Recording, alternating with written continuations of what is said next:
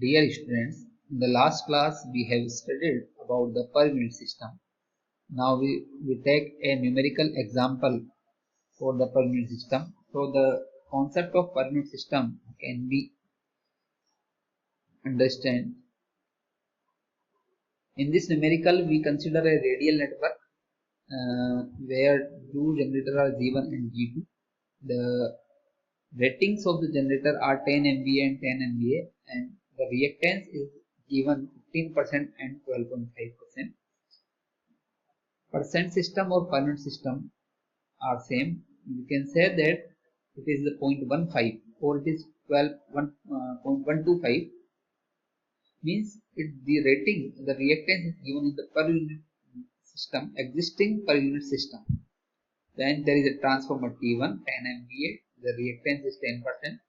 Then there is a overhead line of 30 km whose impedance 0.27 plus J 0.36 ohm per kilometer, means this is the actual impedance. This is not the per unit impedance. This is the actual impedance. Then the bus of 33 kV. Then the transformer T2 whose MVA rating is 5, 8% reactance. And then the bus of 6.6 kV, means the transformer T2 is the 33 of the 6.65, sorry 6.6, and transformer T1 is the rating of transformer T1 we can say that 11 of the 33 kV. Then there is a 3 km cable whose impedance is 0.135 plus J 0.8 ohm per kilometer. This is the actual value. So in this whole network, two types of reactances is given. One is the per unit reactance of the generator and transformer, and second is the actual reactance or actual impedance of the cable and transmission line. Now we have to convert the whole system into the own per unit system. The per unit system can be different according to the selected base value. It may possible that someone has taken the other base and some other has taken some different base value. According to that, the per unit impedance may be different, but when any result is produced and the per unit value is multiplied by their own base, the result will be same. So to solve this network, two things are there. First thing, we have to choose the base value. The first thing, we have to choose the base value, and as per the theory concerned, we have studied earlier in the previous class, we have to choose the base value of two quantity. One is the MVA base and second one is the voltage base.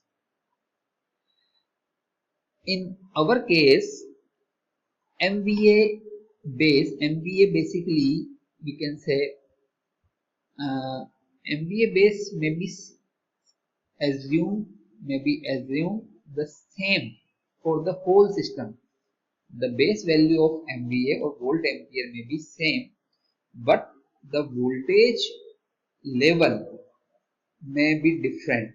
Basically, the transformer is a device which converts the one level of voltage to the another level of voltage.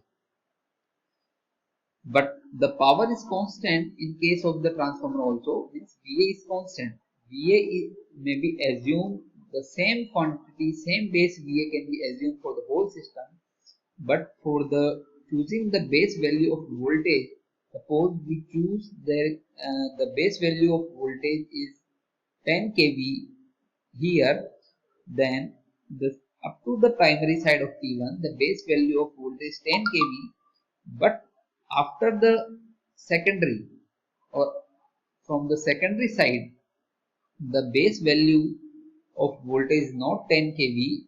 This voltage will be multiplied by the factor, by the step up or step down factor, which is the turn ratio.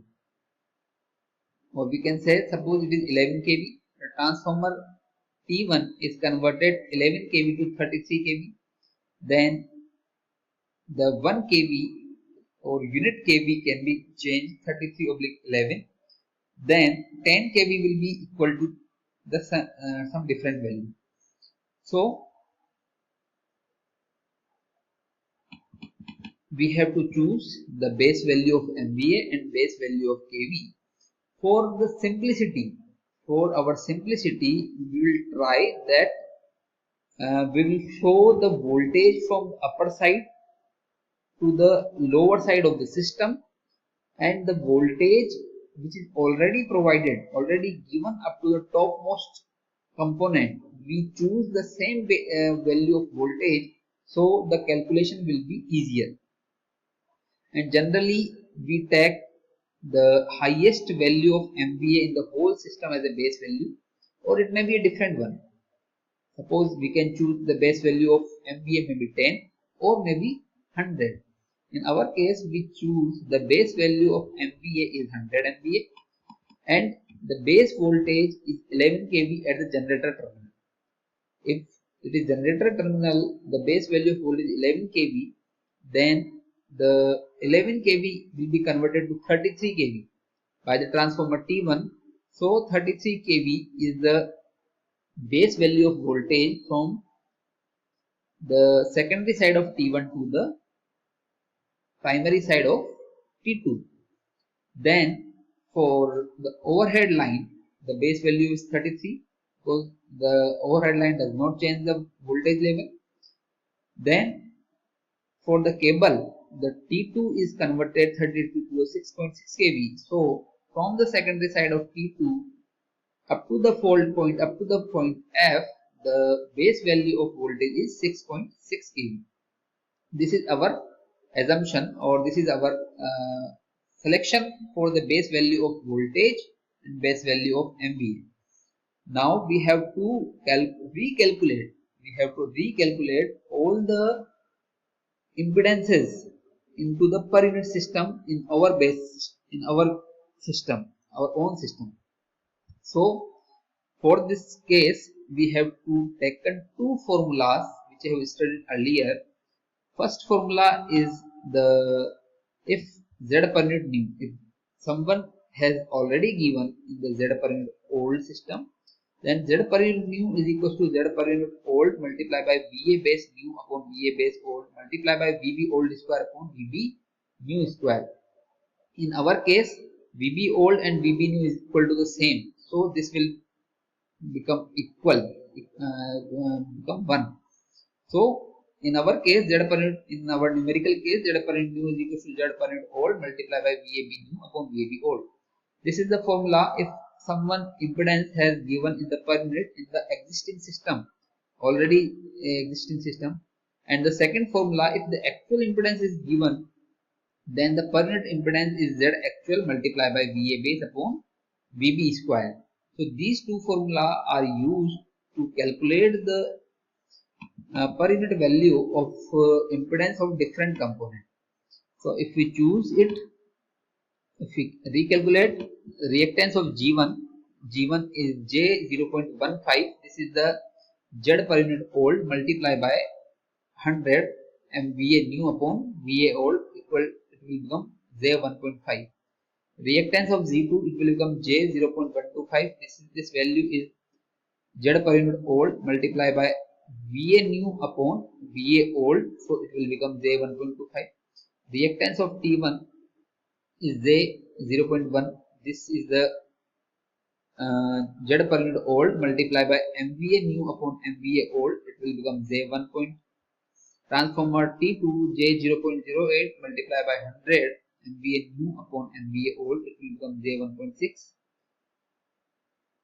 These are the values where the impedances Z per unit is already given in the existing system, and we convert the Z per unit new in our own system. In case of overhead line, the impedance is Z per unit, Z in actual multiply MVA base upon kV base the whole square. So actual impedance 30 kilometer line, this is the impedance of per unit per kilometer. So 30 multiplied by this one, this will become the actual impedance. Then the MVA is 100 and kV base is 33 square. So So if we solve it, the Z per unit impedance overhead line will become 0.744 plus Z 0.99 per unit. Similarly, for the cable, the actual impedance is 3 multiplied by 0.135 plus J 0.08 is the actual impedance multiplied by MVA is 100 divided by 6.6 whole square, so it will become 0.93 plus J 0.55 per unit. So this is the per unit impedance of the new system. Now we have to redraw our diagram. There is a generator J1, generator J2. This is the impedance of generator G1 in our system. This is the impedance of G2. Then these two generators are connected to transformer T1. T1 is represented as impedance. Then the cable impedance. Then the T2 transformer T2 impedance. Then the cable impedance. And there is a fault point F, means it will become to the ground. And generator G1, terminal of generator G1 and G2 is also grounded. So we can connect it in like in this fashion. So this is the diagram for the given system. So if we have to solve the